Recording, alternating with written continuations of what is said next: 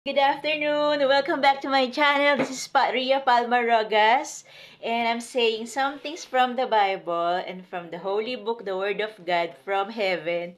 And I have a chunks of wisdom from above na tinuturo sa akin ng Holy Spirit para ipalaganap ko sa buong mundo through my YouTube channel and para ma-reach out ko kayo guys and matuto kayo ng tamang araw tungkol sa salita ng Diyos na magagamit niyo sa pang-araw-araw na buhay. So, meron ako rito nga palang pasugo or God's message of the INC Church, Iglesia ni Cristo Church, Church of God, or Church of Christ. And sabi nila rin sa isang religious articles nila ay, ang karunungang hindi dapat ipagwalang bahala by Antonio G. Cañaveral Jr. of Church of Christ, Iglesia ni Cristo. So, sabi dito, may isang uri ng karunungan na hindi matututuhan sa mga paaralan, ni matutuklasan sa ganang sarili ng sino mang tao kahit pa ng itinuturing na matalino sa mundo. Mahalagang taglayin ang karunungang ito sa ibabaw ng alin pa mang iba sapagkat napakalaki ng mapapakinabang dito, hindi lamang para sa buhay na ito, kundi higit sa lahat sa ikapagtatamo ng buhay na walang hanggan. Kaya hindi ito dapat ipagwalang bahala, manapay dapat itong pagsikapang mata mo. Ano ang karunungang dapat matutuhan? Sabi rito, itinuro ng Panginoong Hesukristo ang karunungan o kaalamang dapat matutuhan ng tao. According to Marcos 4:11-12, sabi rito, at sinabi niya sa kanila, sa inyo ay pinagkaloobang nakaalam, ang makaalam ng hiwaga ng kaharian ng Diyos. Datapwat sa kanilang nanga sa labas, ang lahat ng mga bagay ay ginagawa sa pamamagitan ng mga talinghaga, upang kung magsitingin sila ay mga kakakita at huwag mamalas, at kung mga kanig, sila'y makakarinig at huwag mga kaunawa, baka sakaling sila'y mga balikloob at patawarin sila. Ang kaalamang itinuro ni Kristo ay ang tungkol sa hiwaga ng kaharian ng Diyos. Ang hiwagang ito ay ang ebanghelyo o ang mga salita ng Diyos. Sabi sa Roma 16:25, at ngayon sa Kanya na makapangyarihan na sa inyo ay makapagpapatibay ayon sa aking ebanghelyo at sa pangangaral ni Hesukristo, ayon sa pahayag ng hiwaga na natago sa katahimikan ng panahong walang hanggan.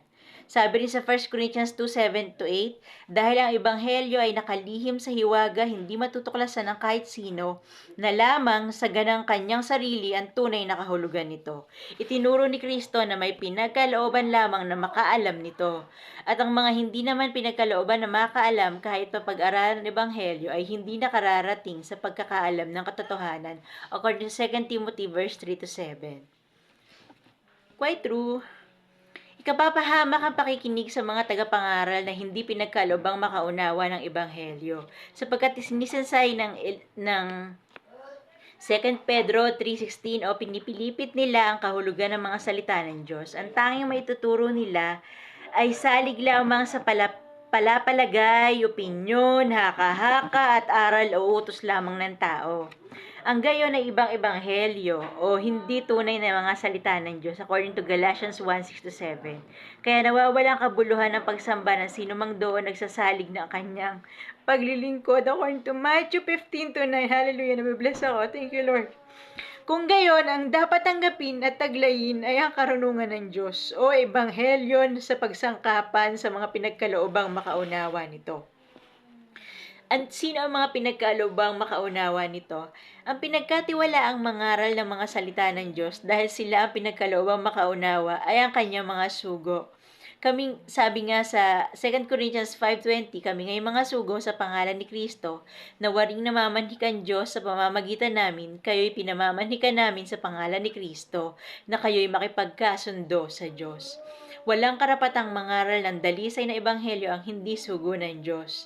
At paano sila magsisipangaral kung hindi sila mga sinugo, according to Romans 10:15, sorry. Tanging ang mga sugo ng Diyos lamang ang makauunawa at makapagtuturo ng kanyang kalooban. Ang isang halimbawa ay si Apostol Pablo. Hallelujah! Na tinawag ng Diyos upang mangaral sa dako ng mga hentil. According to Gawa 9 verse 17-19, Gawa 13 to verse 47, ganito ang pahayag niya. According to 1 Corinthians 2 verse 7, kundi sinasalita namin ng karunungan ng Diyos sa hiwaga. Iyong karunungan na itinalaga ng Diyos bago nilalang ang mga sanlibutan sa kaluluwalhati natin. According to Colossians 1:25-26, na ako'y ginawang ministro nito ayon sa pamamahala na mula sa Diyos na ibinigay sa akin para sa inyo upang maipahayag ang salita ng Diyos maging ang hiwaga na inilihim sa lahat ng panahon at lahi datapat ngayon ipinahayag sa kanyang mga banal. According to Pablo. Ang kalooban ng Diyos, ano ba ito? Binigyan din ni Apostol Pablo na dapat unawain ng tao kung ano ang kalooban ng Panginoon. Tama. Ephesians 5:17 according to Magandang Balita, Biblia. Ipinahayag niya kung ano ito. Sabi sa Efeso 1:9-10, at pinakikilala niya sa atin ang hiwaga ng kanyang kalooban ayon sa kanyang kaluguran na kanyang itinakda kay Kristo upang isa katuparan na sa takdang panahon upang tipunin ang lahat ng bagay sa langit at sa lupa at ipailalim sa isang Pangulo na walang iba kundi si Kristo. Ang kalooban ng Diyos ukol sa lahat ay tipunin sila sa ilalim ng isang Pangulo, ang Kristo, si Jesus Christ, guys, ang ating Panginoon. Upang may sa katuparan nito, kailangan pag-isahin kay Kristo ang lahat ng nasa langit at nasa lupa, according to Ephesians 1:10. Ayon kay Apostol Pablo, ang mga taong pinag-isa kay Kristo o tinipon sa ilalim niya ay nasa iglesyang pinangunguluhan niya. According to Ephesians 1:22-23, ang lahat ng bagay ay ilalagay ng Diyos sa ilalim ng kanyang mga paa. Amen? At siya itinalagang ulo ng lahat ng bagay para sa iglesia na kanyang katawan. Katawan ni Kristo ang iglesia at siya ang ulo nito according to Colossians 1:18. Tama, tayo mga Church of God, tayo mga katawan ni Kristo. Ito ang nasasakop at inibig niya at pinaghandugan niya ng kanyang sarili according to Ephesians 5:23-25. Hangad ng Diyos na ang lahat ng tao ay maligtas sa araw ng kanyang kapuotan sa 1 Timothy 2:3-4 at Zephaniah 1:18 o araw ng paghukom sa Gawa 17:31 at Hebrews 9:27. Subalit, dapat muna nila malaman ang katotohanan o mga salita ng Diyos according to John 17:17 tungkol sa kaligtasan. Okay, guys? So, according to Romans 5:9, sabi rito, at ngayong napawalang sala na tayo mga anak ng Diyos, tayo mga na-born again na, sa pamamagitan ng kanyang dugo ng Panginoong Hesus, lalo nang tiyak na maliligtas tayo sa poot ng Diyos sa pamamagitan niya. Hallelujah!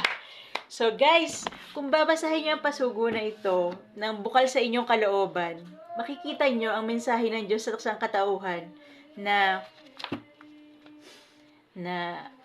ang mga bagay na ito ay galing sa Diyos. So, hindi ito binabastos, hindi ito binabasura. So, natuwa ako, nabigyan ako ng isang kapatiran nila sa Iglesia ni Cristo, though hindi naman ako INC. Nakita lang nila ako sa kalsada, binigyan nila ako, sabi, ay ate, bibigyan ka namin ng pasugos. Minsan sumamba ka sa amin para masubukan mong maobserbahan kung ano ang pagsamba namin sa Diyos sa araw ng linggo, sa aming kapilya. Sabi nila sa akin. Sabi ko, sige, I'll try, minsan. Pero naisip ko, dati pa ako nagsisimba sa kanila. So, pag may nag-i-invite sa akin, sinusubukan kong pumunta. So, ngayon, nakita ko na yung nahanap ko napasakamay ko na yung pasugo, the God's message, and natutuwa ako kasi ginagalang ko tong bagay na ito kasi galing to sa Panginoon Diyos. So, yun lang masasabi ko, guys. And thank you nga pala sa lahat ng sumusupport sa akin sa internet, sa lahat ng channels ko, sa Agro Air Channel, Ria Palma Rogas Channel, Rogas Palmaria Channel, and Ria Rogas and Rogas Channel, na ginawa ko, guys, para sa inyo, para matutunan nyo ang tamang bagay ukol sa Panginoong Diyos na nakaka-apekto sa espiritual na pamumuhay ng mga tao dito sa lupa, physically. Okay, guys? So, that's it. Yun lang masasabi ko for now. So, paano? Malapit ang New Year. So, mag-New Year na. And malapit ang birthday ko, December 31, 2024. So, birthday ko na! Woo! Happy birthday to me! Thank you, God! Salamat po sa pagbati sa akin. Yun.